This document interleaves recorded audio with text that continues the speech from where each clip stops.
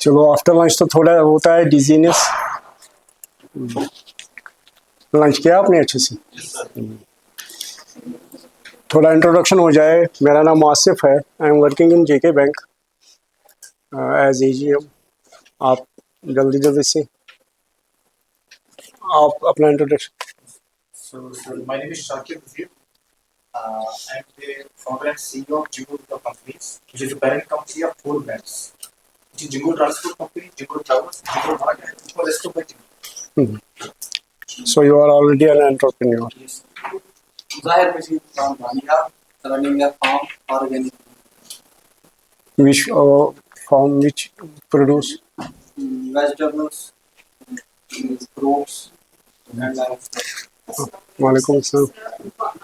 It's not anymore Tufano, which has already agriculture on the field. I'm running Kisan with that, which is a project from Supost. For entrepreneurs, after completing your studies to job market, if you want to start your own business, तो different schemes जो available है with the bank, we will discuss about those. First of all, entrepreneur,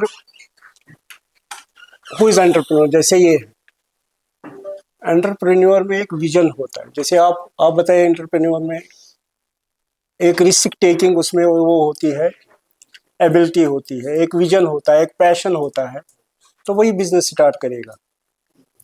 एडेबिलिटी होगी, मतलब कभी situation ऐसे change होती है तो वो अडॉप्ट भी करता है, उसमें कंफर्ट जोन से बाहर आता है, वो रिस्क लेता है। अदरवाइज तो जो भी जॉब करेगा कहीं पे किसी कंपनी में या गवर्नमेंट में, उसको मतलब वो उतने भी वो एक कंफर्ट जोन में रहता है, इसलिए वो ग्रो भी नहीं हो पाता है। जबकि एंटरप्रेन्योर जो अपना बिजनेस स्टार्ट करेगा, वो उसकी तो लिमिट, फिर वो कहते हैं स्काई इज द लिमिट।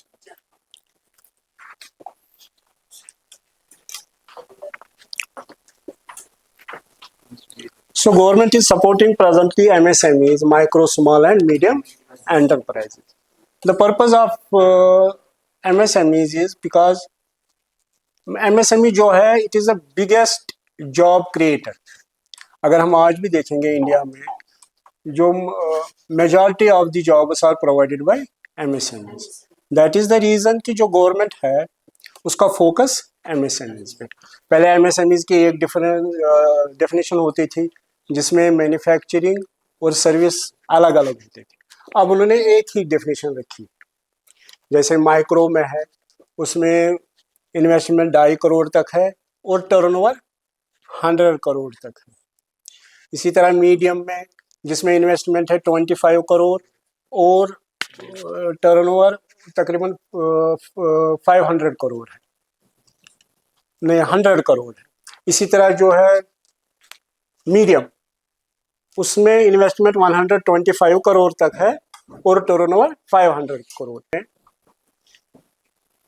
वो ग्रो नहीं होता था। वो कहता था कि अगर मैं एक थ्रेश होल्ड क्रॉस करूंगा, if I cross that threshold, I will lose my this status of micro enterprise. इसी तरह जो स्मॉल में था, वो कहता था कि अगर मैं 100 करोड़ से ऊपर ये करूंगा, जो माइक्रो था वो 10 करोड़ का तो टर्नओवर है, अगर जो स्मॉल है वो 100 करोड़ टर्नओवर। वो कहता था अगर मैं अपना टर्नओवर बढ़ाऊंगा तो मैं अपना स्टेटस लूज करूंगा। सो जो बेनिफिट, जो वेरियस बेनिफिट्स गवर्नमेंट के हैं, तो वो फिर वो ग्रो नहीं हो पाता। उसको वो रहता था कि अभी मैं ये बेनिफिट्स ले रहा हूँ, फिर मैं वो benefits, that was the reason कि from April 2025 government change the definition of MSME।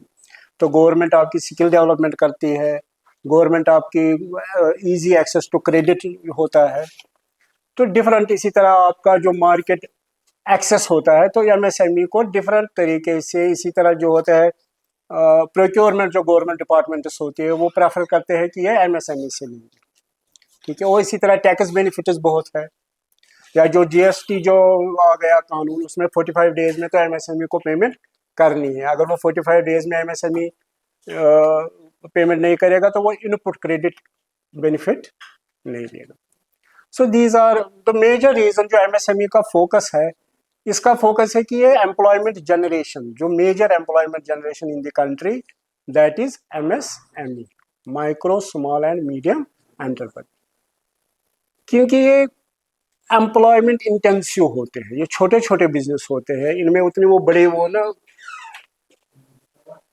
Scalability इतनी बड़ी नहीं होती है कि वो ऑटोमेटिक मशीनें लगाए, उतनी इन्वेस्टमेंट होती नहीं है। तो इसमें जो है वो लेबर इंटेंसिव जो एंटरप्राइजेज होते हैं ये ज़्यादातर MSME, इसलिए यहाँ पर एम्प्लॉयमेंट जनरेशन बहुत होती है। दूसरी चीज़ जो होती है कि लोकल डेवलपमेंट होती है।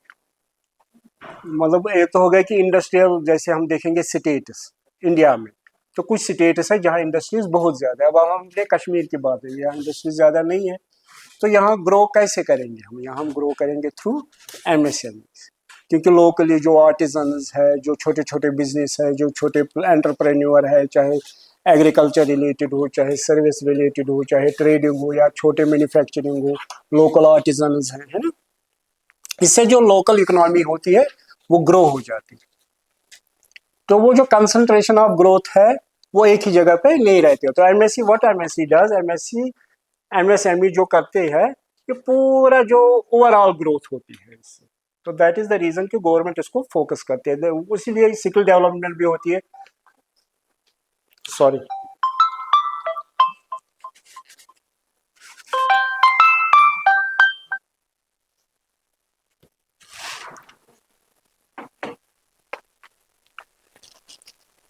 अब MSME जो मोस्टली जो स्टार्ट होते हैं ये छोटे इन्वेस्टमेंट से स्टार्ट होती है, इसमें ज़्यादा बड़ा इन्वेस्टमेंट, और मोस्टली वो स्टार्ट करते हैं जो फर्स्ट जनरेशन एंटरप्रेन्योर्स।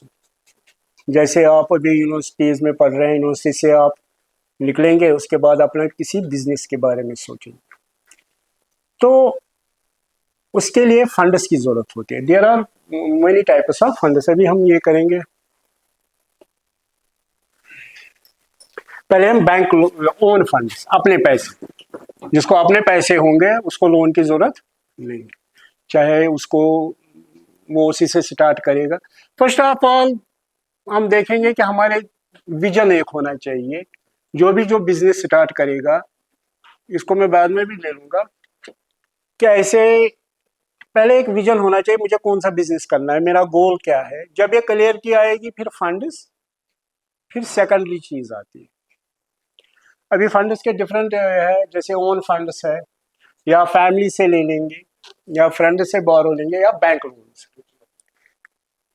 तो there are different types of bank, different scheme जो बैंक्स में अवेलेबल है, उनके थ्रू MSMEs या एग्रीकल्चर एक्टिविटी के लिए हम लोन दे सकते हैं। For every scheme, for every activity there is a bank scheme available to avail the loans. फिर गवर्नमेंट की तरफ से सब्सिडी भी होती है डिफरेंट में, जैसे एग्रीकल्चर में बहुत सी एग्रीकल्चर स्कीम्स में गवर्नमेंट की सब्सिडीज है, MSME में गवर्नमेंट की सब्सिडीज है डिफरेंट स्कीम्स के अंदर। अब हम बैंक लोन की बात अगर करें, because I am from bank, I am not a typical teacher, आपको जरा, मैं बैंकर हूं, so you bear me out. Bank loan, there are different types of bank loans. एक तो हो गए पर्सनल लोन्स, दूसरे हो गए बिजनेस लोन्स, है ना, या जो NBFC तो डिफरेंट, मैं बैंक लोन के NBFC non banking financial corporation, वो तो करते हैं, वो भी लोन देते हैं। आई एम सेइंग बैंक का जो लोन होता है उसके डिफरेंट टाइप्स होते हैं, या तो पर्सनल लोन होगा या फिर बिजनेस लोन होगा। पर्सनल लोन क्या हो गया, आपकी गाड़ी आपने लेनी है, वो आपने पर्सनल लोन ले लिया। आपको मकान बनाना है, आपने वो पर्सनल लोन ले लिया। या आजकल पर्सनल कंजप्शन लोन भी, जिसका हम पूछते, मतलब बैंक वाले पूछते चाहिए किस लिए, वो पर्सनल कंजप्शन लोन आप किसी भी पर्पज के लिए यूज कीजिए, वो बैंक आपको प्रोवाइड करता है। या फिर जो आपकी जेब में, आजकल हर एक की जेब में क्रेडिट कार्ड, तो वो भी है टाइप ऑफ पर्सनल लोन। तो कंपैरेटिवली पर्सनल लोन जो जो है ये इकोनॉमिक ग्रोथ में मदद नहीं करते, कंजप्शन में मदद करते हैं ना। आपकी पर्सनल ग्रोथ या इकोनॉमिक ग्रोथ, ओवरऑल अगर हम इकोनॉमिक ग्रोथ देखें, कंजप्शन होगी तो ओवरऑल ग्रोथ होगी, बट जो पर्सनल लोन है वो आपकी अपनी ग्रोथ में उतनी मदद नहीं करती है, बिकॉज ये आपके कंजप्शन के लिए, आपने लोन ले लिया, आपने गाड़ी ले ली, इससे आप क्या कमाएंगे, इससे आप क्या ग्रो होंगे। आपने हाउसिंग लोन ले लिया, आपने मकान ले लिया, ठीक है, आपका मकान बन गया, बट इससे आपकी फाइनेंशियल ग्रोथ नहीं होगी। और जो उल्टा जो आपकी इनकम है उसमें से, इसमें से इंस्टॉलमेंट ही करता रहेगा। को जो आपके जो दूसरे खर्चे हैं उनको कम करके आपको इंस्टॉलमेंट भरनी ही भरनी। तो अगर ज्यादा पर्सनल लोन बढ़ेंगे तो वो भी इकोनॉमी के लिए ठीक नहीं है।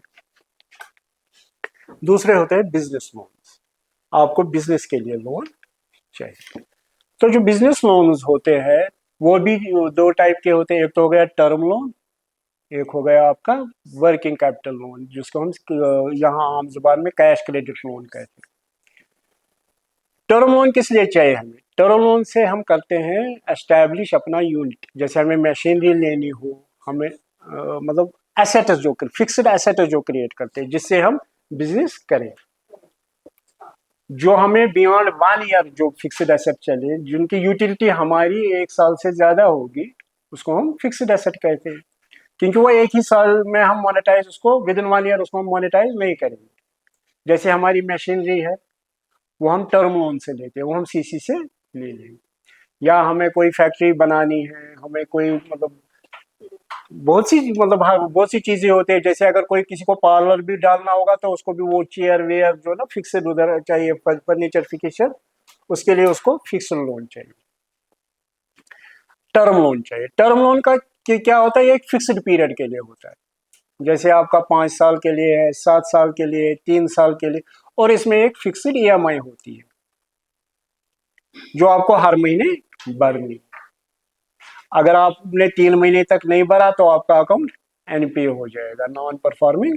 बैंक के लिए तो नॉन परफॉर्मिंग एसेट हो जाएगा, क्योंकि आजकल आरबीआई के नॉर्मल स्ट्रिक्ट है, क्योंकि वो ये कहता है कि तभी बैंक अपना प्रॉफिट बुक करेंगे जब उनको वो रिपेमेंट आ रही होगी। अगर रिपेमेंट ही नहीं आ रही है तो बैंक अपने बुक्स में प्रॉफिट दिखाएगा, लेकिन एक्चुअली वो प्रॉफिट नहीं होता। इसलिए अब बैंक अगर एनपीए होता है तो उसका मतलब ये तो उसका ये ना इंटरेस्ट जो इनकम होती है वो नहीं दिखा, इंटरेस्ट तो चार्ज होता है लेकिन वो अपनी इनकम में नहीं दिखा। तो फिक्स्ड रिपेमेंट पीरियड होता है, फिक्स्ड टेन्योर होता है। तो पहले ही आपका हम मतलब बैंक पहले आपका जो डिटेल्ड प्रोजेक्ट रिपोर्ट होता है जिसके बेसिस पे आपको वो बैंक टर्म लोन देता है।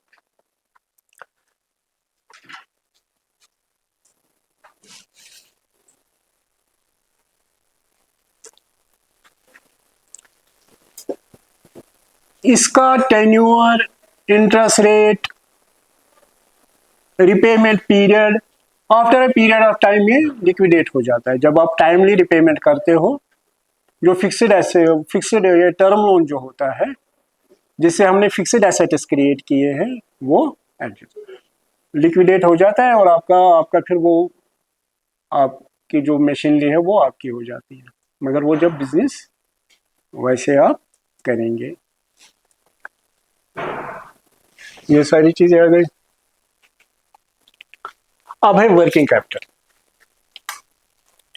कैश क्रेडिट, जो मोस्टली शॉपकीपर्स लेते हैं, सारे बिजनेसेस लेते हैं, जिनको डे टू डे खर्चे के लिए फाइनेंस चाहिए। जैसे मैंने आज, अगर हम किसी दुकानदार की मिसाल लेंगे, उसने आज स्टॉक्स लाए, स्टॉक्स लाने के लिए उसको पैसे चाहिए, तो वो पैसे उसने बैंक से ले लिए, उसने स्टॉक्स लाए अपनी दुकान में रखे, स्टॉक्स बेच दिए, स्टॉक से जो पैसा आया वो बैंक में आ गए, तो फिर लोन तो खत्म हो गया, आप क्या करेंगे? नहीं, बैंक ने फैसिलिटी रखी है कि वो इसको फिर से विड्रॉ कर सकता है। ठीक है, तो ये इसका नॉर्मली टेन्योर होता है 1 year, after 1 year it is renewable for another year. तो ये भी आपका बिजनेस कैसा है, स्केलेबिलिटी पे डिपेंड करता है कि अपना बिजनेस कितना बड़ा है, उसी हिसाब को आपको वर्किंग कैपिटल मिल जाता है। वर्किंग कैपिटल में आपका स्टॉक्स आ गए, आपकी सैलरी आ गई, आपकी जो जो ना होते हैं डेटर्स, जैसे आपने माल लाया बेचा, वो उधार पे बेचा आपने, तो वो आपको आप छोटे टाइम के बाद पैसे देगा, चाहे 1 महीने के बाद आपने उसको टाइम रखा है, चाहे 2 महीने आपने डेटर्स को टाइम रखा, देते हैं ना, सारा कैश में नहीं ना माल बिकता है।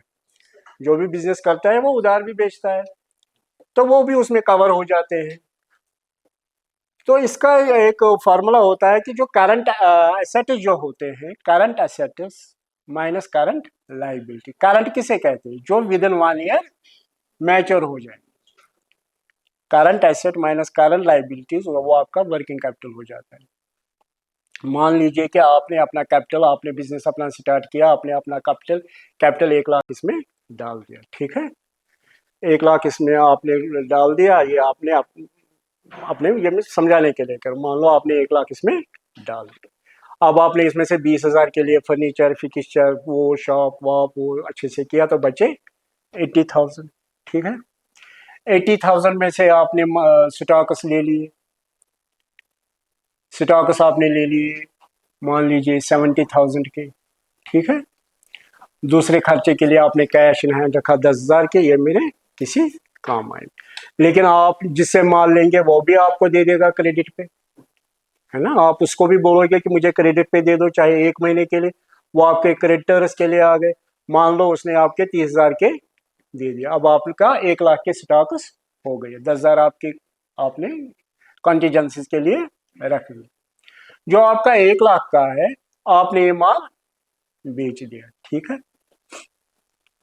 सारा माल तो नहीं बिकेगा, है ना, कुछ स्टॉक्स रहेंगे। मान लीजिए आपने 1 लाख का स्टॉक्स लाए, 50,000 का बेच दिया।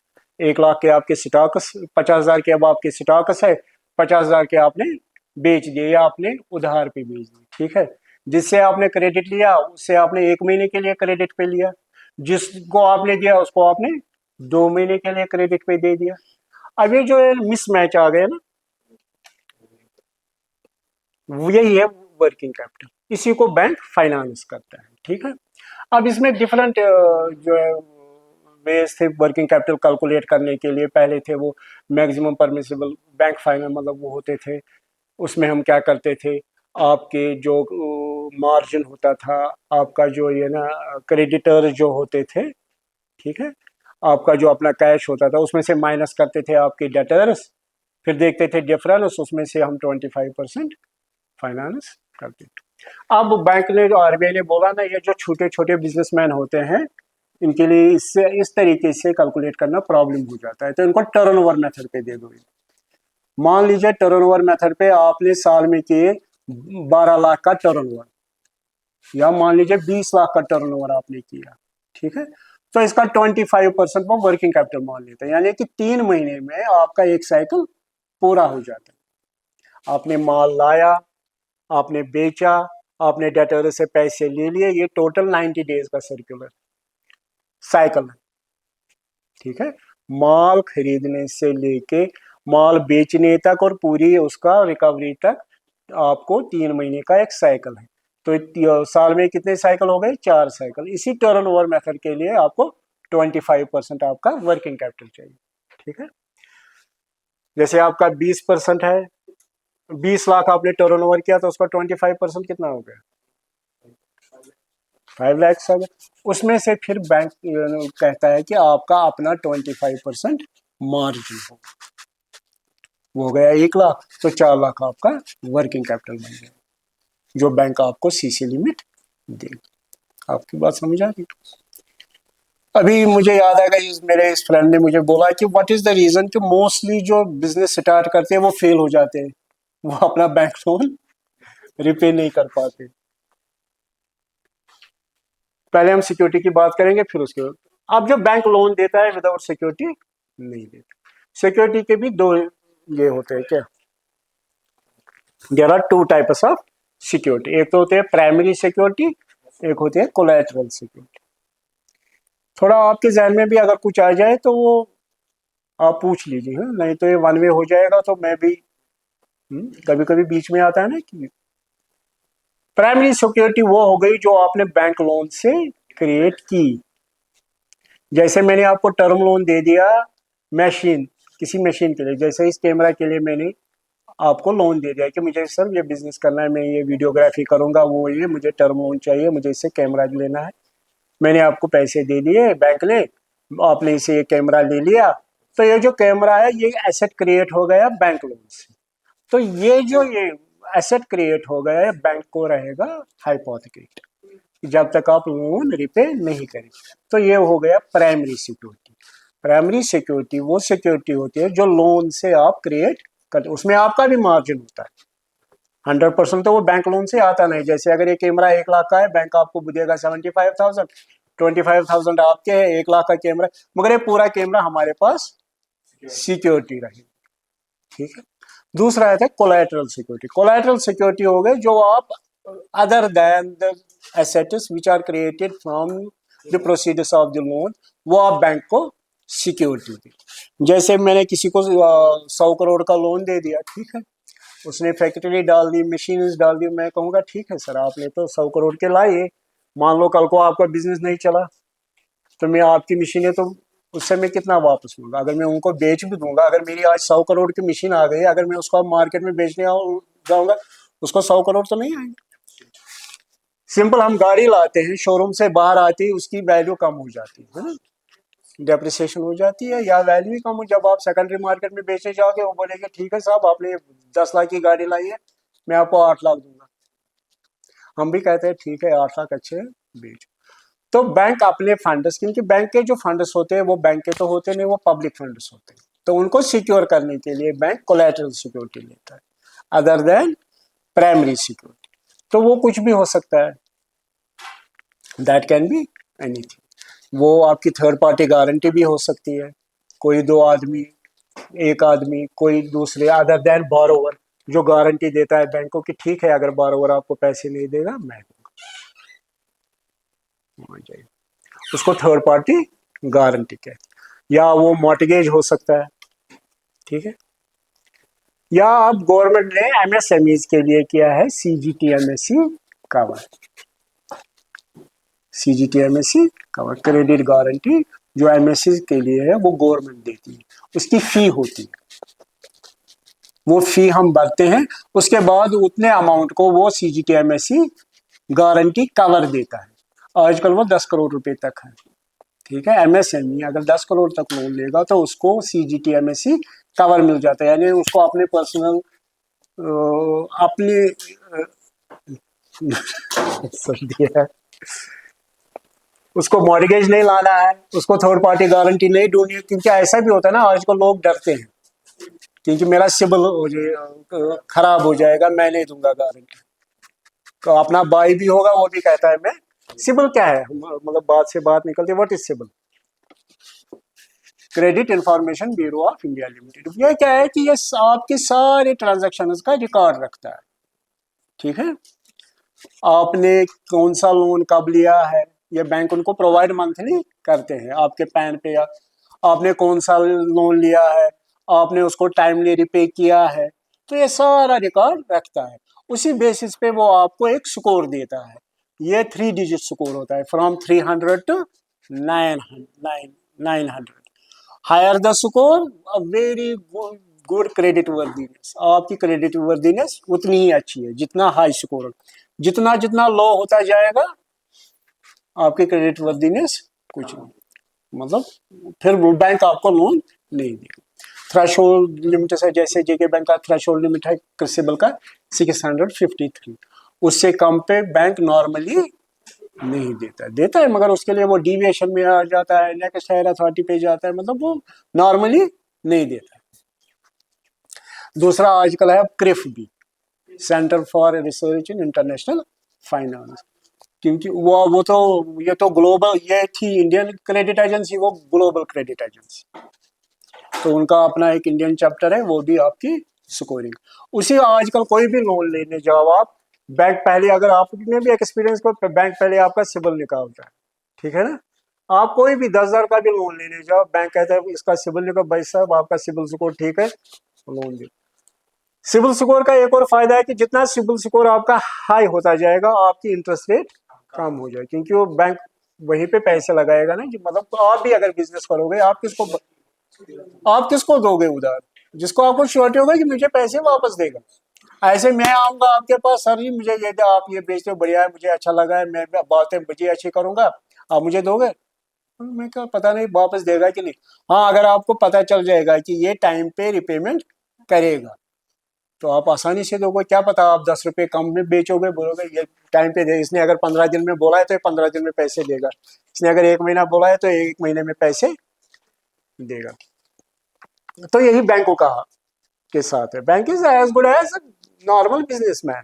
ठीक है, जैसे बिजनेसमैन अपने बिजनेस देखता है कि कहाँ में मेरी पेमेंट अच्छी से आएगी, बैंक भी वैसे देख मैं कहाँ पे अपने फंड्स पार्क करूंगा, जहाँ पे उसे लगेगा कि मेरे फंड्स को रिस्क है वो उधर पार्क नहीं करेगा, क्योंकि ये पब्लिक फंड्स होते हैं। ये इसने सेविंग में पैसे रखे हैं, डिपॉजिट, वही डिपॉजिट हम दूसरे को लोन देते हैं। अगर सिंपल बैंकिंग डेफिनेशन देखेंगे वो क्या है, accepting deposit for the purpose of lending, यही बैंकिंग डेफिनेशन।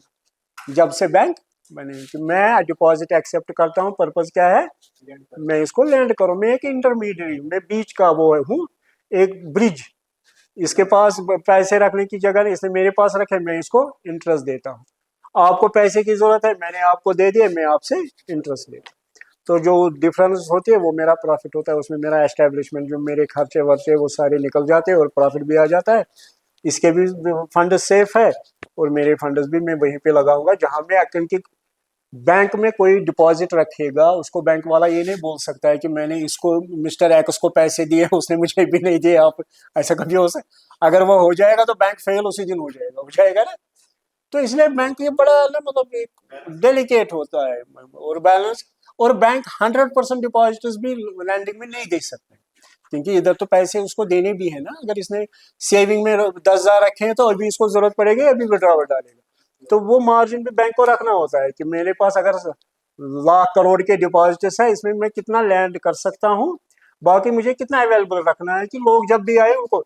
यहाँ तो हम अगर टर्म डिपॉजिट भी रखेंगे उसको भी हम ऑन डिमांड वापस करते हैं, ठीक है, उसको थोड़ा पैनल इंटरेस्ट लगता है जो होता है, बाकी उसको बैंक डिले नहीं करता है कि आपने मेरे पास 5 साल के लिए डिपॉजिट रखे थे तो आप 2 ही दिन के बाद क्यों आ गए मुझसे वापस लेने। ऐसा तो होता नहीं है, क्योंकि मैंने अगर 5 साल के लिए भी बैंक में टर्म डिपॉजिट रखे हैं, मुझे अगर 1 महीने के भी के लिए के बाद ही पैसे की जरूरत पड़ गई, अगर बोल दे बैंक कि भाई साहब मुझे पैसे की जरूरत है, मुझे मेरी शादी आ गई, मुझे मकान ठीक करना है, वट मेरे बच्चे की पढ़ाई के लिए पैसे चाहिए, एक एप्लीकेशन लिखनी है कि प्रीमैच्योर मुझे ये टर्म डिपॉजिट दे दिए, बैंक आपको दे। तो ये सारी चीजें रख के ये बड़ा डेलिकेट एक होता है। तो इसलिए बैंक वहीं पे अपने फंड पार करेगा जहां पे उसको रिस्क है। There is risk in business, risk के बगैर तो, risk is inherent in business. ठीक है, कोई भी अगर ये बोलेगा कि मैं कोई ऐसा बिजनेस करूंगा जिसमें रिस्क नहीं है, तो वो कोई ऐसा कोई बिजनेस है नहीं।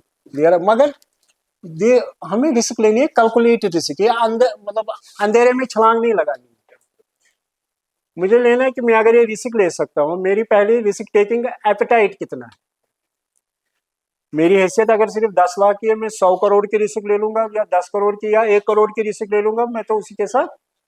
या मुझे पता नहीं कि जिस वेंचर में मैं पैसे डाल रहा हूँ उस वेंचर को मुझे कुछ पता ही नहीं है, तो वो तो हो गया कि वो अंधेरे में तीर चलाना, लग गया तो लग गया, नहीं लग गया तो वो ठीक नहीं है। रिस्क हो गया है कि जब आप कैलकुलेटेड इन्फॉर्म्ड रिस्क ले, तो आपको पूरा पता हो कि मैं जो रिस्क ले रहा हूँ इसमें क्या क्या हो सकता है, अगर ये हो जाएगा तो मेरा प्लान भी क्या है, मैं कैसे इसको ठीक करूंगा।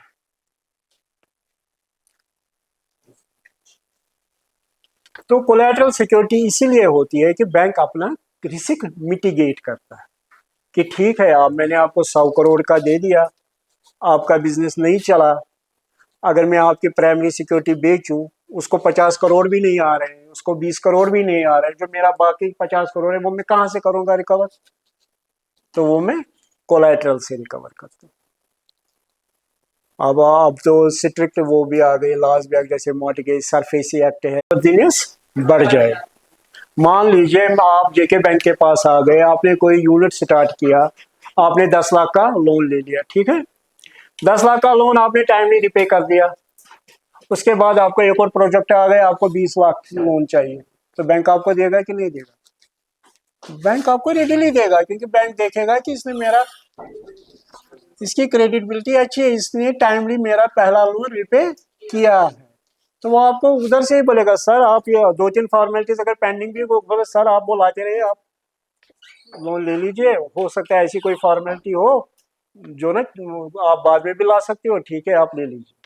तो आपकी क्रेडिट वर्दीनेस पे जो आपको कंटिन्यू नजर रखता है वो कौन है? सिबिल। क्योंकि आपके हर एक लोन ट्रांजैक्शन की रिपोर्ट सिबिल को, तो इसलिए हम सिबिल रिपोर्ट निकालते हैं। अब ये है कि पहले मुझे पता था कि आपके सिर्फ जेके बैंक में कौन कौन से लोन है, वो आपने टाइमली रिपे किए कि नहीं किए। अब मुझे सारे बैंकों का पता है कि आपके किस किस बैंक में लोन है, आपने उधर टाइमली रिपे किया है कि नहीं किया।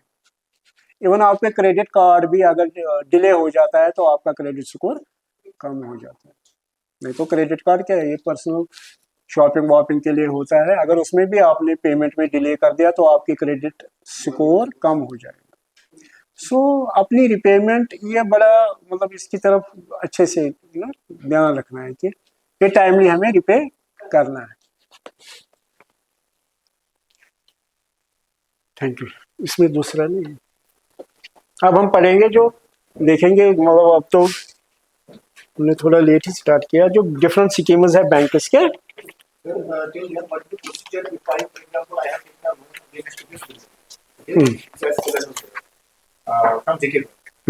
What if I want to take, second loan on this? हाँ, वो इसकी वैल्यू हम निकालेंगे ना, जो फेयर मार्केट वैल्यू इसकी होगी। मान लीजिए कि बिल्डिंग 1 करोड़ की है, आपने मुझसे 20 लाख का लोन लिया है, तो मेरे पास अभी कुशन है ना आपको और देने के लिए। चाहे अगर मैं ले लूंगा कि इस बिल्डिंग की जो वैल्यू है उसका 75% में या 80% या 100% भी लूंगी। मान लीजिए कि अगर मैं 80% लोन भी दूंगा आपको, तो अगर आपने अभी सिर्फ 20 लाख लिया, अभी तो मैं आपको 60 लाख और दे सकता हूँ ना। So what? एक्सटेंशन उसको कहते हैं फिर एक्सटेंशन ऑफ चार्ज। मतलब लोन ए आपने ले लिया 20 लाख, अब आप लोन बी के, मान लीजिए आपने हाउसिंग लोन ले लिया, ठीक है। हाउसिंग लोन में तो ऑटोमेटिकली आपका घर, मेरे पास मॉर्टगेज है, ठीक है। आपने हाउसिंग लोन ले लिया 20 लाख का, आपकी वैल्यू है उसकी जमीन मकान वकान की 1 करोड़ रुपए, तो अभी तो 80 लाख है ना। अब आप बिजनेस के लिए आ गए, मुझे 50 लाख का लोन चाहिए, ठीक है, तो मेरे पास है कुछ, मैं कहूंगा मेरे housing loan 20 lakh, business loan 50 lakh, 70 lakh, फिर भी मेरे पास 30 लाख का वो भी मार्जिन है ना। तो फिर हम उसको करते हैं extension of charge. So limit is only the 100% value of that building. It depends on loan to loan. Exceed beyond. Huh? The amount of loan cannot exceed beyond the. नहीं, it depends, it can। ये जरूरी नहीं है कि मैं value 50% value mortgage पे भी आगे लोन दूंगा। जब मुझे आपकी उस एक्टिविटी पे उसना होगा कि ये वो एक्टिविटी है कि ठीक है, एक तो इसकी क्रेडिट वर्दीनेस अच्छी खासी है, दूसरा ये वो एक्टिविटी कर रहा है कि जिसमें कैश जनरेशन हो रही है, मेरी रिपेमेंट हो रही है। वो अल्टीमेट क्या होता है, मतलब ultimate goal of, what is ultimate goal of business? Turn profit, है ना। अल्टीमेट गोल क्या है? मेरा अल्टीमेट गोल तो यानी ये तो वो नहीं ना जो पुराने मनी लैंडर्स होता है कि मेरा अल्टीमेट गोल था कि मुझे इसकी प्रॉपर्टी खानी है, जो पुराने फिल्मों में दिखाते थे वो सोच रहे हैं। उसका अल्टीमेट गोल क्या होता था कि मुझे इसने मुझे लोन ले लिया 100 रुपये, मुझे इसकी ये जमीन खानी है। वो तो हमारा बैंक का अल्टीमेट गोल नहीं है। बैंक तो कहता है कि भाई अब मेरा पैसा दे दो, अपनी प्रॉपर्टी ले लो। वो लोगों के फिर मिन्नतें करता है अगर कोई डिफॉल्ट होता है कि हमारे पैसे दे दो और अपनी प्रॉपर्टी छुड़ाओ, हमें किस परेशानी में डालो। तो हमारा अल्टीमेट गोल होता है कि हम आपको पैसे दें जिससे आप भी कमाए, हम भी कमाए, आपकी प्रॉपर्टी भी सेफ रहे। कल को आप हमारा लोन रिपे करो और अपनी प्रॉपर्टी ले जाओ। सो ये depends on borrower to borrower, on activity to activity. कभी कभी हम 50% वैल्यू पे भी हम आपको 50 लाख की प्रॉपर्टी होगी, हम आपको 1 करोड़ देंगे, है ना। क्योंकि हमारा अल्टीमेट गोल है कि देखिए, अगर जो मैं अपने फंड्स पार्क नहीं करूंगा, लोन नहीं दूंगा, मैं कहाँ से कमाऊंगा? मेरी सोर्स ऑफ इनकम क्या है? मेरी सोर्स ऑफ इनकम लैंडिंग ही है ना। अगर मैं लैंडिंग बंद करूंगा, मैं कमाऊंगा क्या? कमाऊंगा क्या तो फिर मेरा खाऊंगा क्या? वो सिंपल सी बात। इसलिए अब आप देखेंगे कि बैंक आजकल एग्रेसिव क्यों है लोन्स के। इधर से ही आपको भी आते होंगे फोन, सर ये फोन लीजिए, ये लोन लीजिए, ये लोन लीजिए, बिजनेस कीजिए। वो हर जगह बैंक स्टार लगा रहा है, गवर्नमेंट की स्कीम बड़ा एग्रेसिवली कर रहा है कि ये लोन दे दे। इससे क्या होगा कि सोसाइटी की भी इकोनॉमिक ग्रोथ हो जाती है और बैंक की भी ग्रोथ हो जाती है। अब अगर कोई बैंक लोन नहीं देगा तो उसकी ग्रोथ क्या होगी? वो तो फिर अल्टीमेटली उसको वैरी हो जाएगा। और कोई? अब है डिफरेंट ये स्कीम्स। अब क्या है, अल्टीमेट क्या होता है कि एम्प्लॉयमेंट जनरेशन। देखिए, गवर्नमेंट जॉब्स में भी अब उतना है नहीं, और जो यंग जनरेशन है वो भी उतना जाना नहीं चाहती, वो अपना बिजनेस करना चाहती है, इंडिपेंडेंट रहना चाहती है। There are different types of businesses, जैसे प्रोपराइटरशिप हो। बहुत से लोग कहते हैं कि हमें जॉब ही चाहिए, मगर जो जो एंटरप्रेन्योर होता है उसकी एक अलग सा, वो कहते हैं ना, वो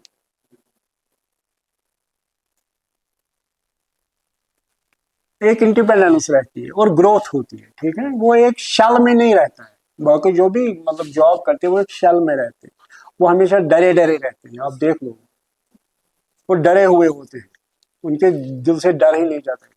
जो अपना बिजनेस करते हैं, बिजनेस क्यों अच्छा है? एक तो ये अपनी इंडिपेंडेंस, अपनी ग्रोथ है ना।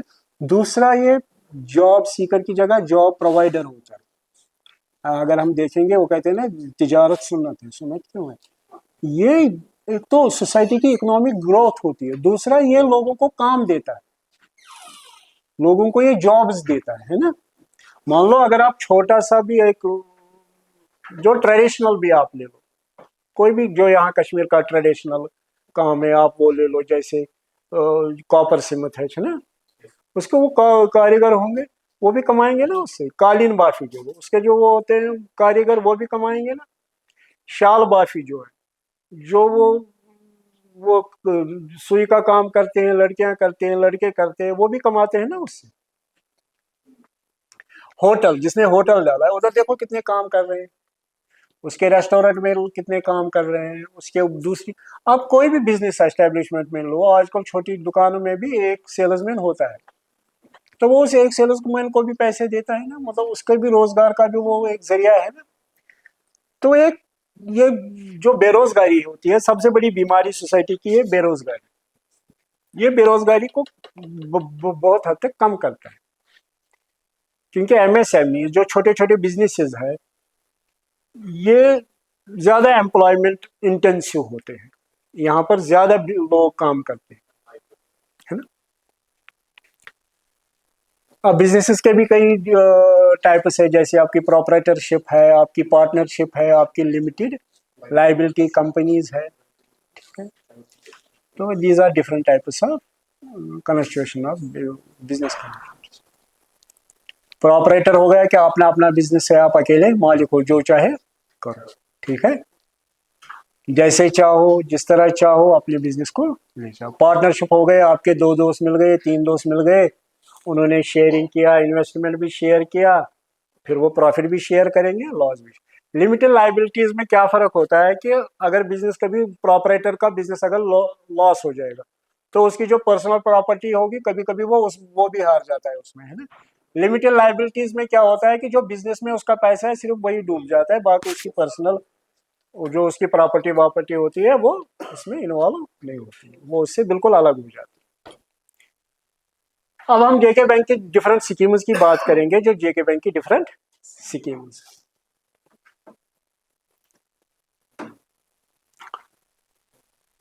एग्रीकल्चर, एमएसएमई, मोस्टली अब मैंने यहाँ एग्रीकल्चर ही किए हैं ज्यादा टच। एग्रीकल्चर क्यों? अगर हम अपने कश्मीर की भी बात करें, पूरे कंट्री की बात करें, तो majority of people are engaged in agriculture, ठीक है ना। अब हमारा अगर हम अपने कश्मीर की बात करें, यहाँ तो देखिए, एक होता है स्मॉल एंड मार्जिनल फार्मर, ठीक है। मार्जिनल फार्मर वो हो गया जिसकी 10 कनाल तक जमीन होगी, 1 हेक्टेयर की। स्मॉल वो हो गया जिसकी अप टू 2 हेक्टेयर जमीन होती है। अब अगर हम कश्मीर की बात करेंगे, यहाँ जिसके पास 20 कनाल जमीन हो गई वो बहुत बड़ा जमींदार है ना। मतलब जो ऐसे ना हो गए, डिस्ट्रीब्यूट डिस्ट्रीब्यूट, जब बच्चे बड़े होते गए डिस्ट्रीब्यूट, 20 कनाल हार्डली किसी के पास जमीन हो गई। तो यहाँ सारे small and marginal farmer, majority हम कह सकते हैं 80% of the farmers are small and marginal farmers. बड़े जमींदार यहाँ ज्यादा नहीं है। यही हाल पूरी कंट्री का भी है, क्योंकि 45% ऑफ जो लैंड है वो 85% ऑफ द फार्मर्स के पास है। तो 85% फार्मर जो वो है पूरे कंट्री में स्मॉल एंड मार्जिनल फार्मर्स।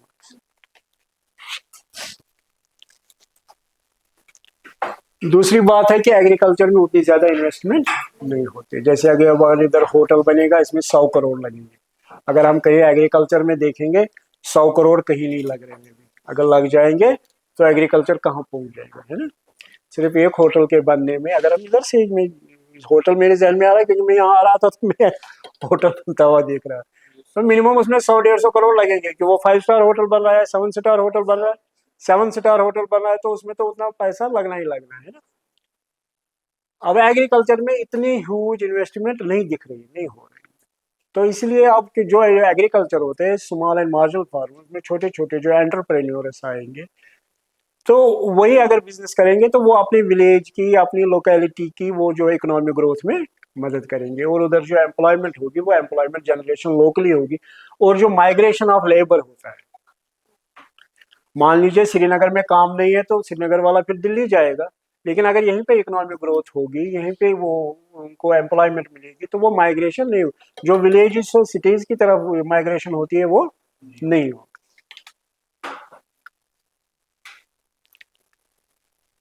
तो ये different sponsored, government sponsored schemes है जिनमें गवर्नमेंट सब्सिडी भी दे रही है, बैंक भी इनमें फाइनेंस इजीली दे रहा है। हर एक में टैट है, टैट हो गया टर्न अराउंड टाइम, कि within 15 days, within 10 days, हर एक को प्रेस्क्राइब है, बैंक ने किया है टैट कि इतने टाइम में आपको डिसीजन लेना है कि उसको लोन देना है कि नहीं देना, नहीं देना है तो रीजन देना है कि क्यों नहीं देना, ऐसे मतलब। और किसी भी ब्रांच मैनेजर के पास ये पावर्स नहीं है कि ये रिजेक्ट, उसको अपनी नेक्स्ट हायर अथॉरिटी को देंगे। सबसे पहले हम बात करेंगे PM formalisation of micro food processing enterprises.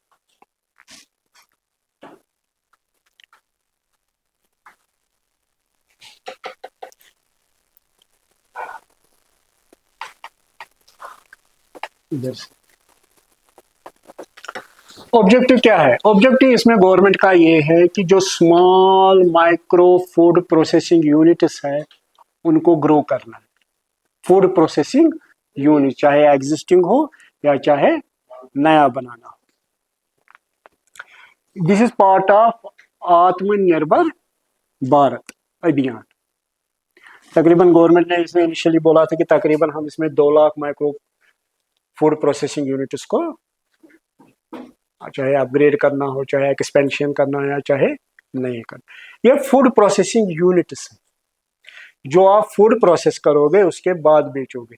मतलब इसमें आप मान लीजिए कि इसमें आप वेजिटेबल बेचोगे, बोलोगे ये फूड प्रोसेसिंग यूनिट है, वो फूड प्रोसेसिंग यूनिट नहीं है, क्योंकि वो आप रा वेजिटेबल या आप रा फ्रूट बेचोगे, नहीं उसको आप प्रोसेस करोगे। जैसे आपने टमाटो बेचा, रा टमाटो बेचा, वो फूड प्रोसेसिंग यूनिट में नहीं आएगा। लेकिन अगर आप टमाटो की क्या प्यूरी बनाएंगे, टमाटो की केचप बनाएंगे, तो ये फूड प्रोसेसिंग यूनिट बनेगा। उसकी जो वैल्यू एडिशन उसमें करेंगे तो उन यूनिट्स को, ठीक है। जैसे आप पोल्ट्री बेस्ड प्रोडक्ट्स है, मीट बेस्ड प्रोडक्ट्स है, रॉ पोल्ट्री या रॉ मीट आप बेचेंगे वो इसमें नहीं है। हाँ, उसको आप प्रोसेस करके बेचेंगे वो इसमें है। तो इसमें सीरियल्स है, स्पाइसेस है, वेजिटेबल्स है, एप्पल। और इसमें गवर्नमेंट ने एक चीज किया है कि 1 डिस्ट्रिक्ट 1 प्रोडक्ट इसमें, ठीक है।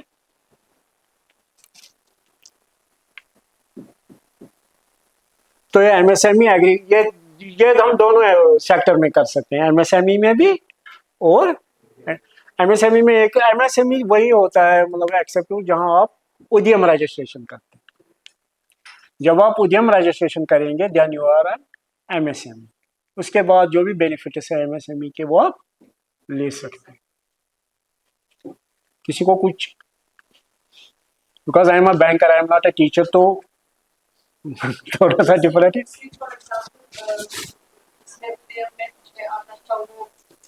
छोटी छोटी जैसे कटिंग टेबल, कुछ भी अब फॉर एग्जांपल किसी ने कुछ टाइम दिया होगा, वो वेंचर उसका चल रहा होगा। अब चूंकि सर आया है मिशन युवा, तो वो वहां से भी अप्लाई कर सकता है, आराम से कर सकते हैं, उसमें कोई प्रॉब्लम नहीं है। सर मेरा एक कजिन है, उसने तब लिया था 5 लाख के करीब लिया था ग्रामीण बैंक से। तो अब वो उसने किसमें किया है, मिशन युवा पे मैं आऊंगा बाद में, लेकिन आपने पूछा है मिशन युवा, the purpose of nano enterprise, जो मिशन का है वो नए यूनिट्स क्रिएट करना है, एग्जिस्टिंग के लिए नहीं। हाँ, अगर उसको एग्जिस्टिंग के लिए देना है, एग्जिस्टिंग के लिए तो फिर इंट्रा सबवेंशन में है, उसमें सिर्फ इंटरेस्ट सबवेंशन मिलेगी, इंटरेस्ट ये सब्सिडी, कैपिटल सब्सिडी नहीं मिलेगी। नहीं सर, नए यूनिट के लिए हाँ, अगर उसको नया बनाना है बस उसको मिलेगा मिशन उसको बैंक वालों ने नया एंटरप्राइज। नया एंकर उसको बैंक वालों ने बोला कि पहले आपको जो लोन है पहले जो लिया था वो क्लियर कर सकते हो, 4 महीने होने चाहिए बाद में हाँ, आप 6 महीने होने चाहिए उसको, 6 महीने पहले उसने वो लोन एडजस्ट किया हो तो वो। वही ना, बाद में आप इसके लिए अप्लाई कर सकते हो। कोई भी प्रॉब्लम हो बैंक का ये है, और ये दोनों में कर सकते हैं हम, एमएसएमई में भी। जी बताइए। एमएसएमई में भी कर सकते हैं हम, पीएमएफएमई, और एग्रीकल्चर में भी, दोनों में। अब एलिजिबिलिटी है इसकी, है ना। तो ये सारे एलिजिबल हैं। Organizations such as individual enterprises, proprietorship concerns, partnership firms, FPOs, NGOs, cooperatives, self-help groups, private limited companies who have established or proposed to establish micro food processing units would be eligible for financial assistance under the scheme. तो इनमें से किसी की definition तो नहीं चाहिए जो आपके समझ में नहीं आ रहा है कि इनमें से कोई। जी, इनमें से ऐसा कोई तो नहीं है कि मतलब जो मैंने ये बोले एलिजिबिलिटी, इसमें कौन कौन एलिजिबल है। एक तो इंडिविजुअल एंटरप्रेन्योर है ना। कोई इंडिविजुअल है, मैं हूं, आप हो, इंडिविजुअली वो कर सकता है, वो अगर उसको यूनिट एस्टेब्लिश करना है तो वो कर सकता है। Proprietorship concept, partnership, 2-3 partner. FPO, FPO पता है आपको क्या है? फॉर्मर प्रोड्यूसर ऑर्गेनाइजेशन या फॉर्मल प्रोड्यूसर कंपनी, जो कंपनीज एक्टिव है। तो आपको तो वैसे एग्रीकल्चर यूनिवर्सिटी में तो एफपीओज कर सकते हैं, मतलब या ये कर सकते हैं इसमें। इसमें नया यूनिट भी आप कर सकते हो और एग्जिस्टिंग भी। अगर आपको एग्जिस्टिंग अपग्रेड करना है, जैसे इन्होंने मिशन युवा की बात की, तो नैनो में आप एग्जिस्टिंग को नहीं कर सकते, उसमें नया कर सकते। लेकिन इसमें आपको है एग्जिस्टिंग भी और नया भी, दोनों। मोस्टली इसमें प्रेफरेंस दी जाएगी वन डिस्ट्रिक्ट वन प्रोडक्ट, यानी ये गवर्नमेंट ने in consultation with state government, UT government, कि इस डिस्ट्रिक्ट में किस चीज की ज्यादा प्रोडक्शन होती है, तो उस डिस्ट्रिक्ट को उन्होंने वही दे, उसी बेस पे मगर ये नहीं कि मान लीजिए कि श्रीनगर में है बेकरी प्रोडक्ट, तो मैं यहाँ अभी बनाऊंगा ये फ्रूट पल्प, में मुझे फ्रूट पल्प के लिए भी मिल जाएगा प्रेफरेंस, मगर किसको मिलेगी? बेकरी प्रोडक्ट को। ठीक है, मगर ये नहीं है कि आप अगर वन डिस्ट्रिक्ट वन प्रोडक्ट है तो उस डिस्ट्रिक्ट में सिर्फ उसी एक प्रोडक्ट को मिलेगा, हर एक प्रोडक्ट के लिए मिलेगा, मगर preference one district one product का है। मिनिमम एज है 18 ईयर्स और मार्जिन है 10%। तो ये जो डिफरेंट है, अब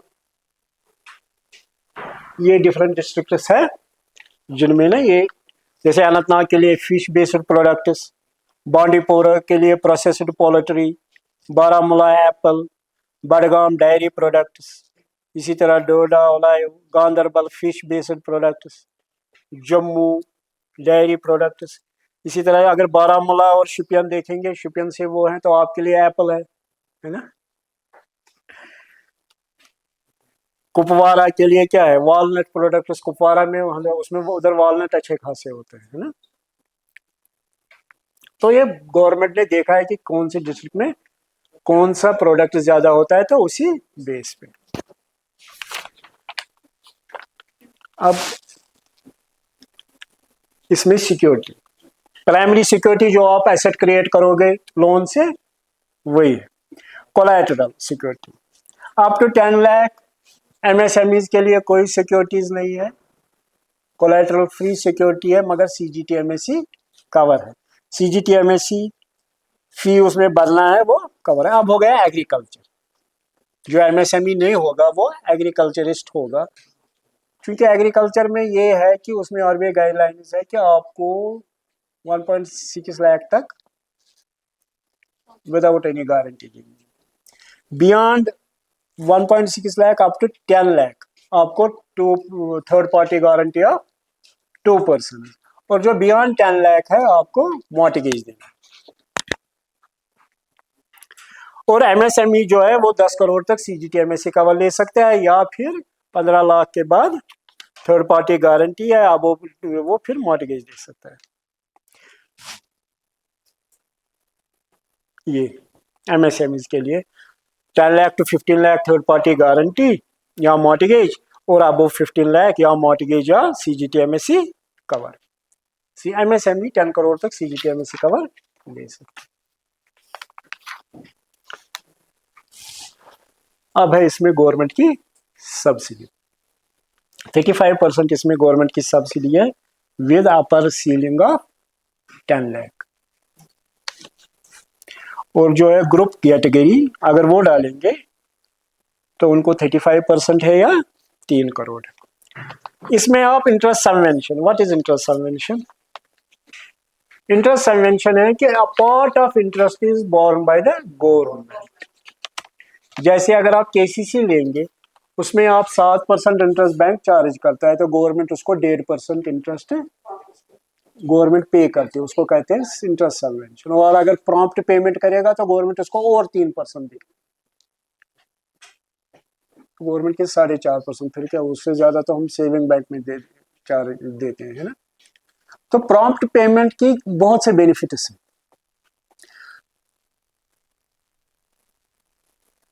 मोस्टली अभी मुझे फिर याद आ गया कि ये कह रहे थे कि जो भी यूनिवर्सिटीज कॉलेज से निकलते हैं मोस्टली वो फेल हो जाते हैं लोन लेके, फिर लोन पे नहीं कर पाते, फिर वो बाहर के मुल्क में जाके कमाते हैं, अपना लोन रिपे कर।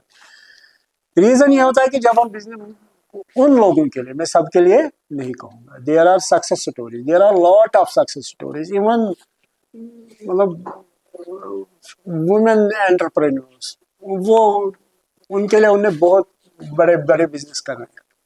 जो ये फेल हो रहा है उनका सबसे ज्यादा क्या प्रॉब्लम होती है कि उनको क्लियरिटी नहीं होती है। वो कॉलेज से निकले, हाँ मैं बिजनेस शुरू करूंगा, कौन सा बिजनेस है उसको पता ही नहीं, ठीक है। अब वो किसी गवर्नमेंट स्कीम के अंडर बैंक के पास अप्लाई करता है तो डीपीआर किसने बनाया ये उसको नहीं पता, डिटेल प्रोजेक्ट रिपोर्ट, उसने डीपीआर में कौन सी एक्टिविटी लिखी उसने उसकी तरफ ध्यान ही नहीं दिया। उसने ब्यूटी पार्लर रखा, उसने उधर शॉप रखा, उसने उधर मैन्युफैक्चरिंग रखी। तो जब बिजनेस क्लियरिटी नहीं होगी, बिजनेस वही करना चाहिए जहां मुझे अंडरस्टैंडिंग, बेसिक अंडरस्टैंडिंग हो। ये नहीं कि आप जब आप एक्सपीरियंस की बात है कि आप तो नए एक बिजनेस का, लेकिन कम से कम उस बिजनेस की समझ होनी चाहिए। अभी हम मैंने रेस्टोरेंट में को अच्छा खासा रेस्टोरेंट चल रहा है यार, मैं भी रेस्टोरेंट डालता हूँ, बड़ी अच्छी कमाई हो रही है, लेकिन मुझे रेस्टोरेंट का इन एंड आउट पता ही नहीं, कैसे चलता है, कैसे काम करता है, तो मैं रेस्टोरेंट डालूंगा वो तो फेल हो। हाँ, अगर मैं रेस्टोरेंट पे थोड़ी बहुत रिसर्च करूँ, इसको अच्छे से समझूँ, 1-2 महीने इसके साथ दूँ, कहीं पे उसको काम भी करूँ, तो वो समझ आ जाएगी, फिर मैं अच्छे से चलाऊँ। वो फिर फेल नहीं हो। मैंने ऐसे भी अपनी मतलब बैंकिंग करियर में देखा, जिन्होंने 50,000 से शुरू किया, फिर उन्होंने 50 करोड़ तक के भी लोन ले लिए। अगर उन्होंने वो बिजनेस किया, उनको बिजनेस की समझ थी, चाहे छोटे बिजनेस से उन्होंने स्टार्ट किया, वो अच्छे खासे बिजनेस में पहुंच गए। तो बीच में बात उनकी, अच्छा इसमें कन्वर्जन भी हो सकता है। जैसे इस स्कीम में, पीएमएफएमई स्कीम में सिर्फ क्या है, कैपिटल सब्सिडी, लेकिन ये अगर किसी और स्कीम में ये कन्वर्ज करे तो इंटरेस्ट सबवेंशन भी ले सकता है। जैसे एआईएफ है, एआईएफ में 3% इंटरेस्ट सब्सिडी मिलती है up to 2 crore interest subvention, ठीक है।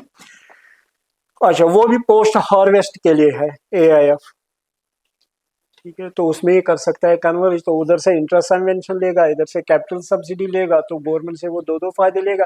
लेकिन अगर बिजनेस करेगा तभी वो सक्सेसफुल होगा, नहीं तो अगर उसने सोचा कि मैंने बैंक से ले लिए, गवर्नमेंट से सब्सिडी ले ली, बिजनेस नहीं किया, तो वो फेलियर होता है, अल्टीमेटली वो मतलब लॉस नहीं हो जाता, उसके अपने पैसे भी डूब जाते।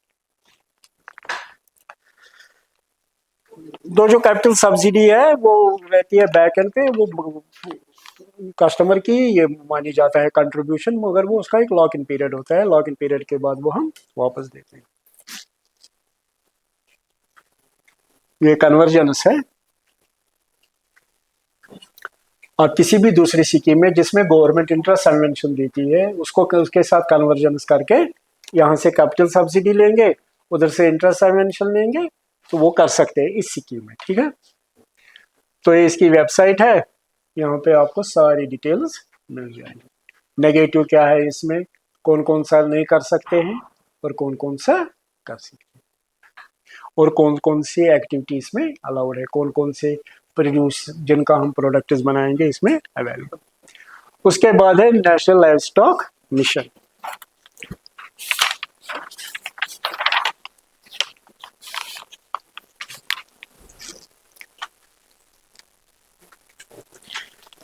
हर एक स्कीम का, गवर्नमेंट की जो भी स्कीम है उसका एक ही पर्पज है, एम्प्लॉयमेंट जनरेशन। एक ही, कोई भी स्कीम हम लेंगे उसका एक ही पर्पज है कि ये इसमें एम्प्लॉयमेंट जनरेशन, लोगों को एम्प्लॉयमेंट मिले, वो एक गेनफुली एम्प्लॉयमेंट में एंगेज होंगे, वो कमाएंगे, खुद भी कमाएंगे, दूसरों को भी काम देंगे। तो एक इकोनॉमिक ग्रोथ, लोकल जो ग्रोथ होगी वो भी होगी, ओवरऑल कंट्री की भी ग्रोथ होगी।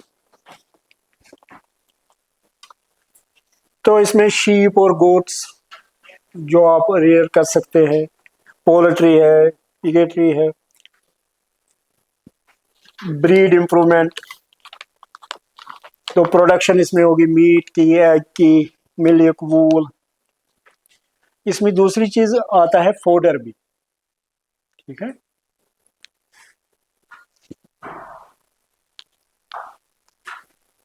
सप्लाई चेन इसमें स्ट्रांग होगी, जैसे कश्मीर में कभी रास्ते बंद हो जाते हैं, लेकिन अगर सप्लाई चेन अगर हमारी स्ट्रांग होगी तो यहाँ फीड की वो शॉर्टेज नहीं होगी। तो इसमें वो सारा आ जाता है। और इसमें स्किल डेवलपमेंट, मतलब ट्रेनिंग भी गवर्नमेंट देता है, और जो टेक्नोलॉजी होती है मतलब उसमें जो अपग्रेडेशन होती है, इसमें भी सारे आते हैं। Self help group, individual self help groups, FPOs, joint liability groups. अच्छा, जॉइंट लाइबिलिटी ग्रुप्स पता है क्या? एक तो हो गया एफपीओ, एक हो गया जॉइंट लाइबिलिटी ग्रुप। ये फॉर्मल या इनफॉर्मल ग्रुप ऑफ फार्मर्स होता है। जो मान लो कि 10 फार्मर मिल गए, ये म्यूचुअल गारंटी लेके बैंक से लोन लेंगे, मतलब मैं इसको गारंटी दूंगा, ये मुझे गारंटी देगा, क्योंकि जॉइंट लाइबिलिटी ग्रुप, ये नाबार्ड के एक स्कीम है उसमें ये आ जाते हैं। ये फॉर्मल होंगे या इनफॉर्मल, ये ग्रुप ऑफ फार्मर्स होते हैं जो बैंक के पास जाते हैं एक ग्रुप की शक्ल में, फिर वो म्यूचुअल गारंटी दे के सब लोन लेंगे, ठीक है। उसमें सब की वो लाइबिलिटी रहेगी, ठीक है। कोई उसमें डिफॉल्ट की कम चांसेस होते हैं, क्योंकि अगर एक डिफॉल्ट होगा तो मैं भी पकड़ा जाऊंगा, मैं पकड़ा जाऊंगा, जो मेरे साथ तो एक और है इसको भी बोलेंगे भाई पैसे दो, तो वो एक ग्रुप सा बन जाता है, तो फिर इसमें चांसेस कम हो जाते हैं। उसको जॉइंट लाइबिलिटी ग्रुप कहते हैं।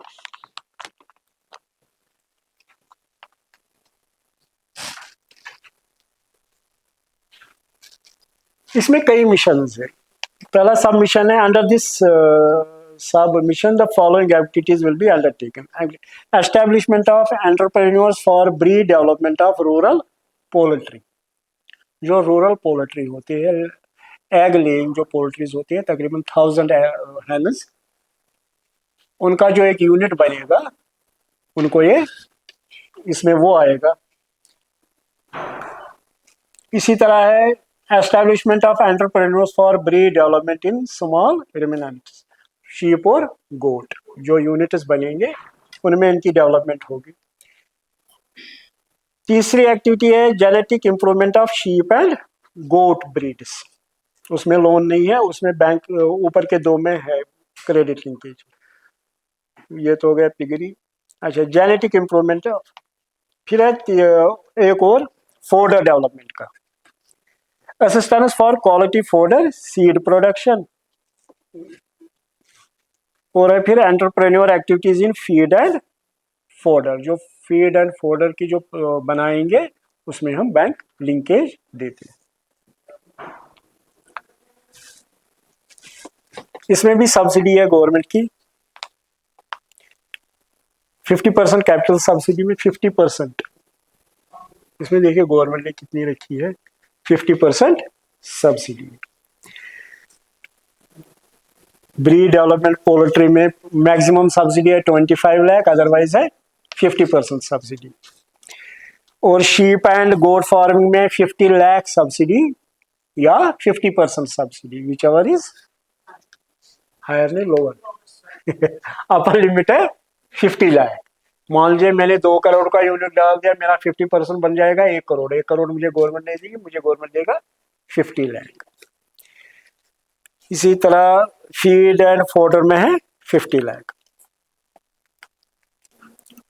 बाकी जो 50% है वो बैंक लोन या ये उसमें भी ये है 10%, ये क्या कहते हैं इसको, मार्जिन है। और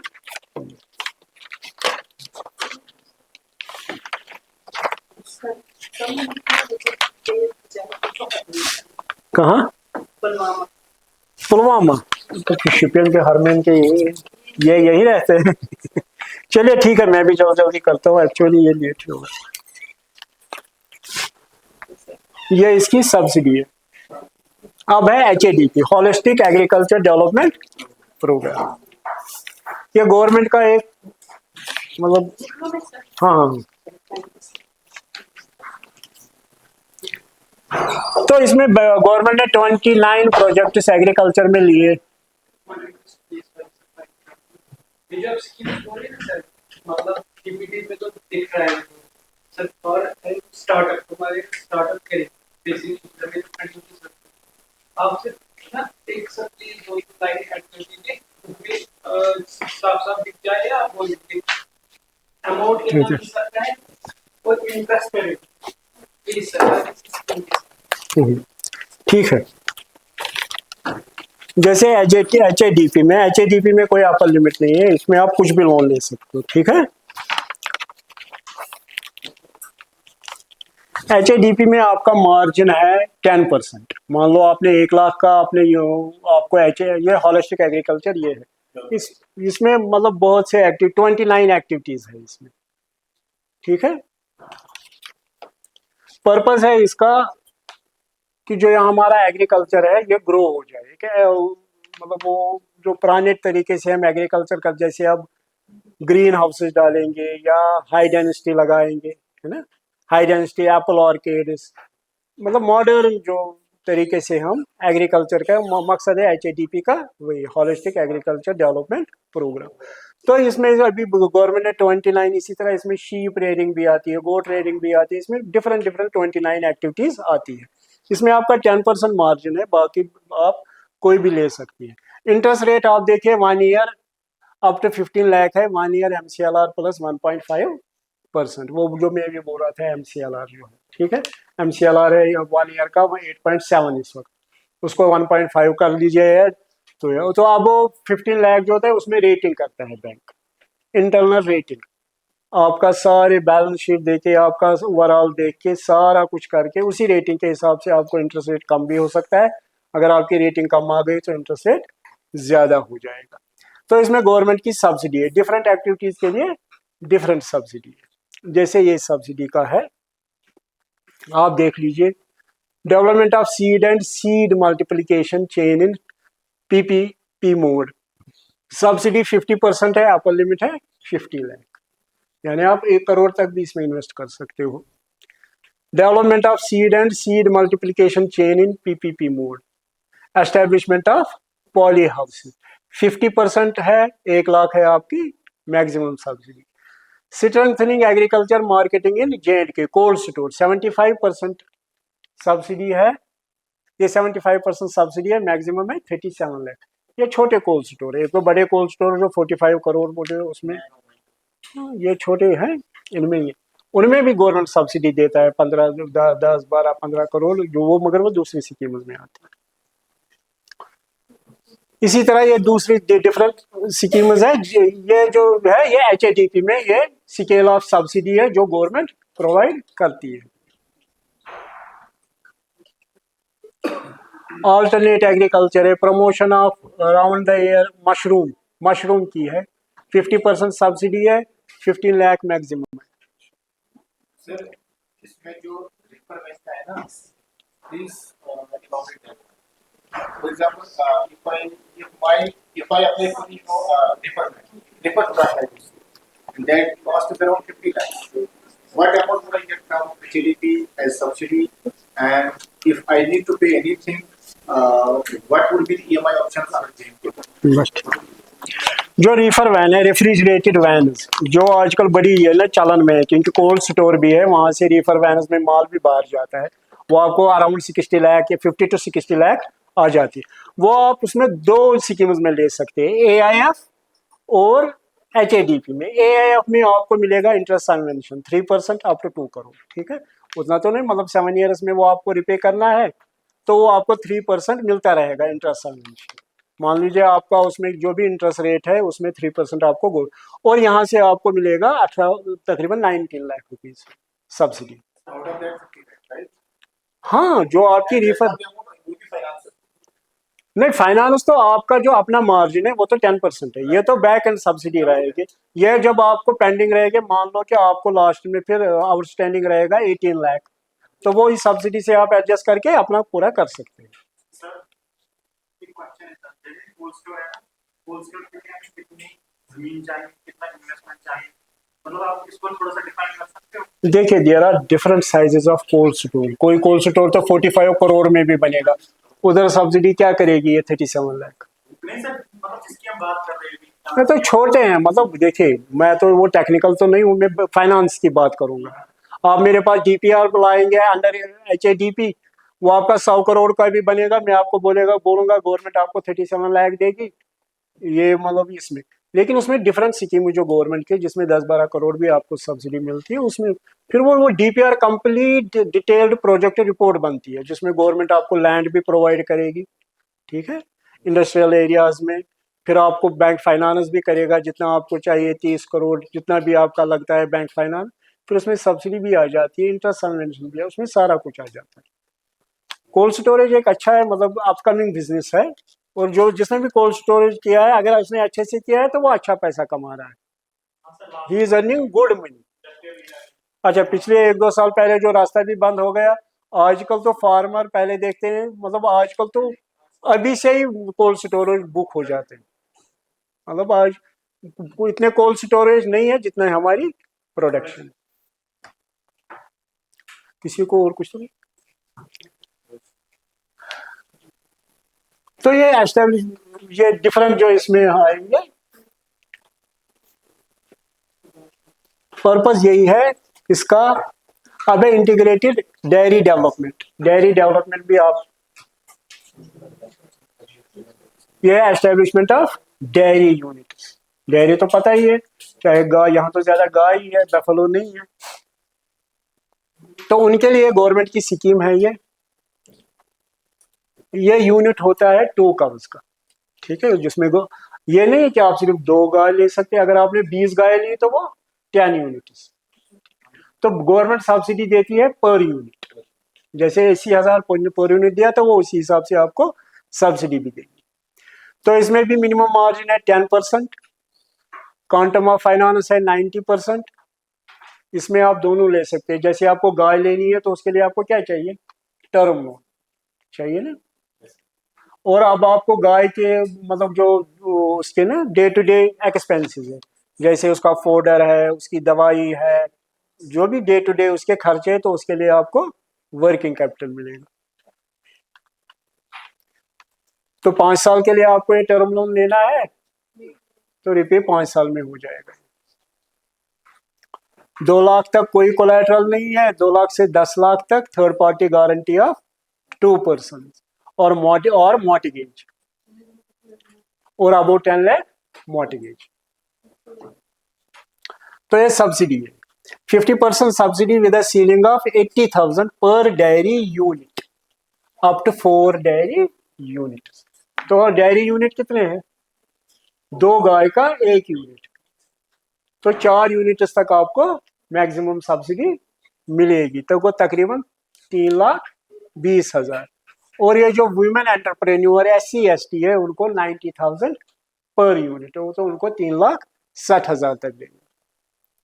तो ट्रांसपोर्टेशन के लिए भी आपको 50% सब्सिडी मिलेगी या 1,000 रुपीज पर डेयरी एनिमल।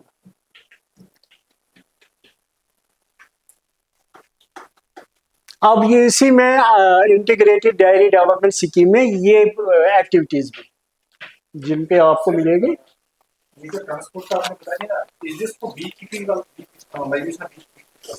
नहीं, ये डेयरी का है, मैं बोल रहा हूँ तो dairy, I mean if I have not somewhere, ये डेयरी है, जो डेयरी काव है, आई शीप मीन है, is that lodging for bee keepers also? वो अलग स्कीम में होगी, इसमें नहीं ना, ये डेयरी स्कीम है।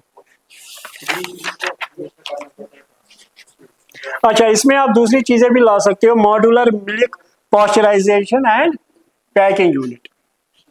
अगर आप पॉस्चराइजेशन यूनिट लगाएंगे तो आपको 50% सब्सिडी मिलेगी या 15 लाख। पॉस्चराइजेशन पता है आपको? हाँ, ठीक है। इसी तरह बल्क मिल्क कूलिंग 50% सब्सिडी या 5 lakh. Automatic milk correction unit 50% subsidy या 1.5 लाख। इसी तरह पनीर मेकिंग 50% सब्सिडी और 3.5 लाख। मिल्क एटीएम में भी डाल सकते हैं, उसमें भी आपको सब्सिडी है 50% सब्सिडी या 5 लाख। या purchase of refrigerated van for milk, जो छोटी गाड़ी है उसमें 4 लाख है, और जो छोटी वैन है उसमें 2 लाख सब्सिडी है। तो इधर कर सकते, चीफ एनिमल हस्बेंड्री के पास हमें अप्लाई करना है और ये ले सकते हैं। इसी तरह इंटीग्रेटेड सी डेवलपमेंट स्कीम, इंटीग्रेटेड सी डेवलपमेंट स्कीम भी हम जल्दी जल्दी करेंगे। इसमें क्या ये है, ऑब्जेक्टिव है कि यहाँ जो शीप और ये है उसको बड़े मतलब बढ़ाए, हम स्केल बढ़ाए, क्योंकि यहाँ ज्यादा मीट खाते हैं लोग। पार्टिसिपेटरी मोड आपको पता है, जब गवर्नमेंट आपको देती है तकरीबन 10 से 25 एवज देंगे आपको, ठीक है, स्टार्ट, फिर आप अपने भी लाएंगे, फिर आप आफ्टर 3 इयर्स आपको हर साल उनको 2-2 वापस देने हैं, ताकि वो जितने आपने लिए वो, तो ये पार्टिसिपेटरी हो गया ना। तो इसमें भी बैंक फाइनेंस करता है। ये एलिजिबिलिटी है, any individual group of individual self help groups. अच्छा, इसमें भी यूनिट्स है, यहाँ 20 शीप का एक यूनिट है, सब्सिडी यूनिट्स के हिसाब से होगी। तो आपका जल्दी जल्दी चलेंगे, जो मार्जिन है आपका 10% रहेगा, quantum of finance up to 90% है। इसमें भी टर्म लोन और वर्किंग कैपिटल कंपोजिट, एक तो हो गया सिर्फ टर्म लोन लेना या सिर्फ वर्किंग कैपिटल लोन है, एक हो गया कंपोजिट लोन। कंपोजिट लोन होगा, मैं टर्म लोन भी लेता हूँ और वर्किंग कैपिटल भी लेता हूँ। तो टेन्योर 5 साल है, 5 साल में इसकी रिपेमेंट है। सिक्योरिटी इसमें यही है कि 2 लाख तक कुछ नहीं, 2 लाख से 10 लाख तक third party guarantee of 2% is about 10 lakh mortgage. तो subsidy cost of 10 years at the rate of 10,000 each, ₹1 lakh, ठीक है। ये इसकी सब्सिडी है, टोटल 1,10,000 हो जाता है।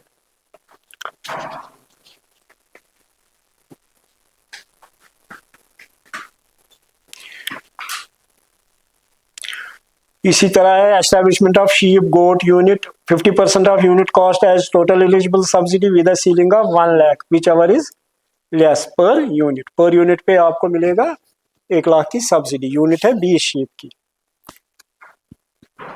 इसी तरह ट्रांसपोर्टेशन में आपको मिलेंगे 10,000 पर यूनिट के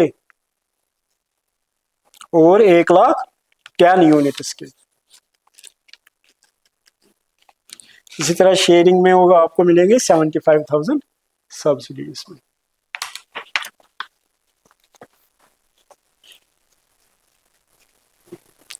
इसमें भी है ये ना, ये इसकी सब्सिडी।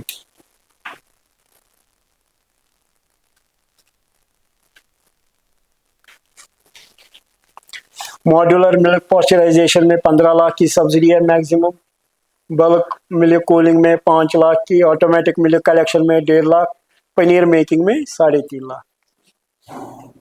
इसमें भी मार्केट इंफ्रास्ट्रक्चर मिल्क एटीएम, उसमें भी आपको 5 लाख है।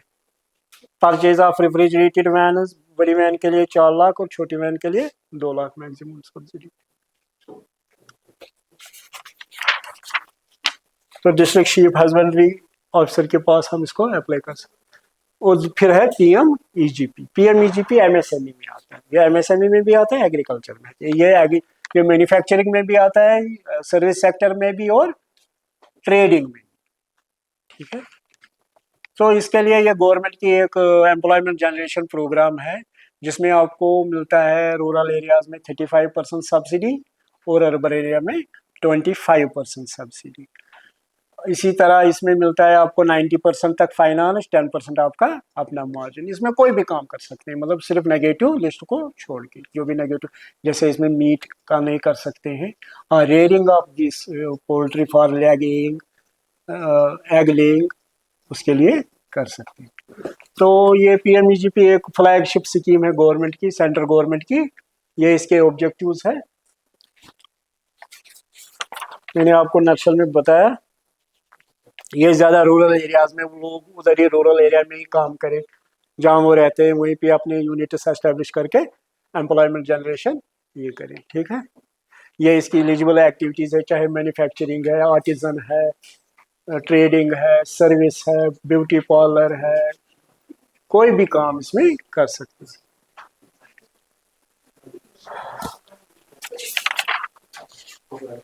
कोई भी इसमें 18 ईयर्स एज है, अपर एज लिमिट इसमें नहीं है।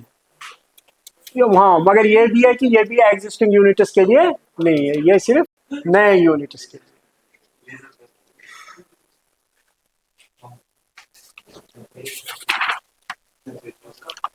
ये स्पॉन्सरिंग एजेंसी इसकी खादी एंड विलेज इंडस्ट्री जो है ना बोर्ड, वही होता है, या डिस्ट्रिक्ट इंडस्ट्री सेंटर, वो इनके करते हैं। फिर वो डिस्ट्रिक्ट लेवल कमेटी में जाता है, वहां से वो अप्रूव होके बैंक में चले जाते हैं।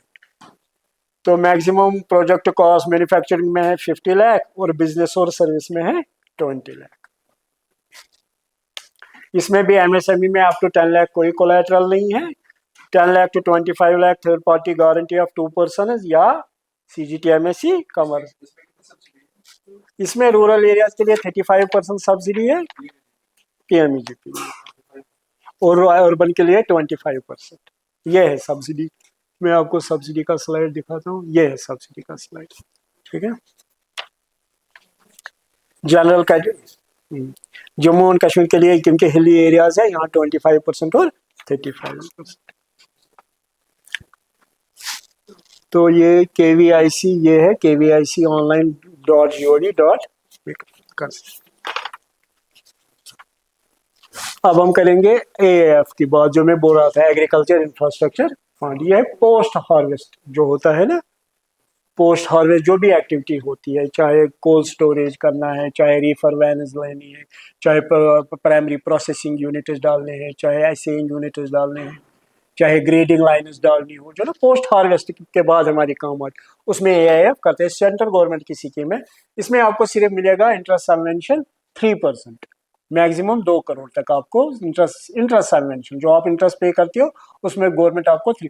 मगर अगर इसको हम दूसरी स्कीम्स के साथ कन्वर्जन्स करेंगे, जैसे HADP के साथ मैं बात कर रहा था, रिफर वैन, हम HADP और AAF को मिला के लेंगे, तो HADP से कैपिटल सब्सिडी लेंगे, यहाँ से इंटरेस्ट सबवेंशन लेंगे, तो हमें दो तरफ फायदा आएगा, क्योंकि हमारा इंटरेस्ट का भी जो लोड है वो कम होगा, उधर से कैपिटल सब्सिडी मिलेगी।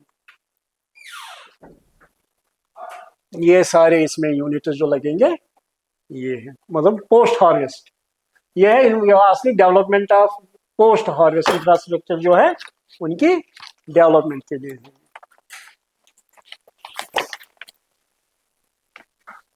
टर्म लोन में होता है ये, क्योंकि उसी में मिलेगा कि आफ्टर 10 ईयर्स आपको रिपे करना है, 3% ये interest subvention up to 2 crore.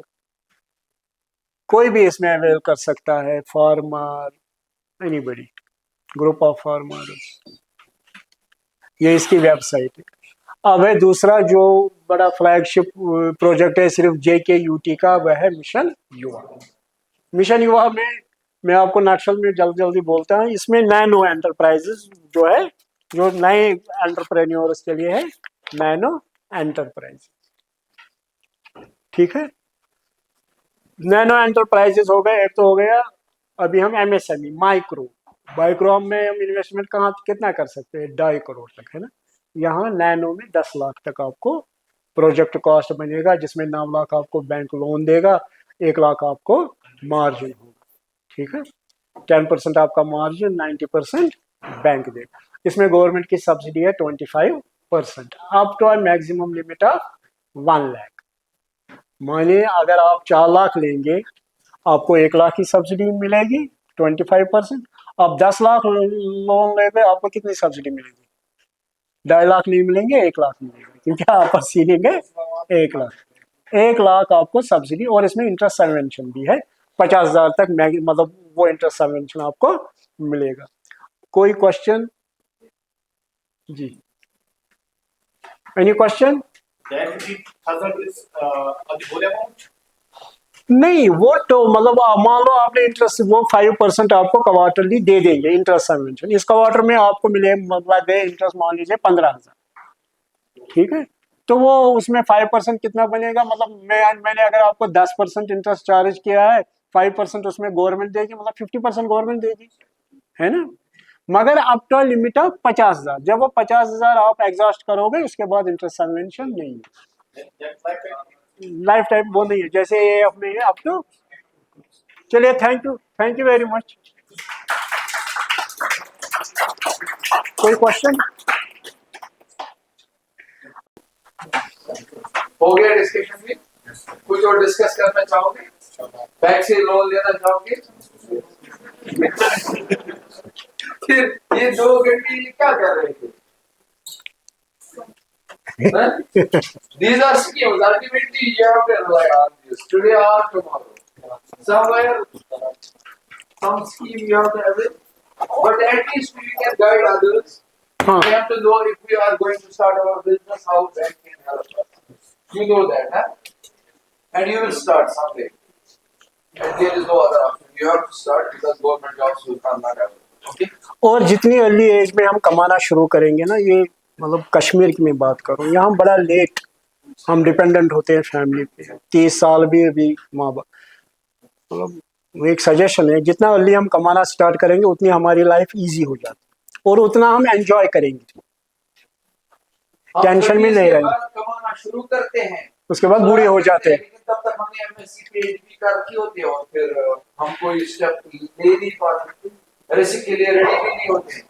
इसलिए आप बड़े बड़े बिजनेसमैन अक्सर इन देखो कि कम पढ़े लिखे नहीं है, तो वो बड़ा बड़ा बिजनेस, और जितना छोटे होंगे उतनी रिस्क एपेटाइट ज्यादा होती है, जितनी एज बढ़ती जाएगी रिस्क एपेटाइट कम होती जाएगी, ये नेचुरल है।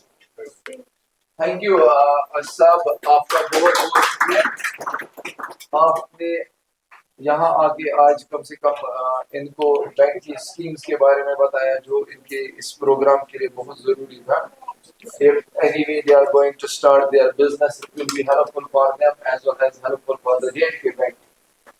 At least Just both ways. Both ways it will Win-win for both. yes, it is beneficial. But now we have please जरा photograph ले लेना, a token of love from our side Thank for you, sir. being here with us, delivering the lecture.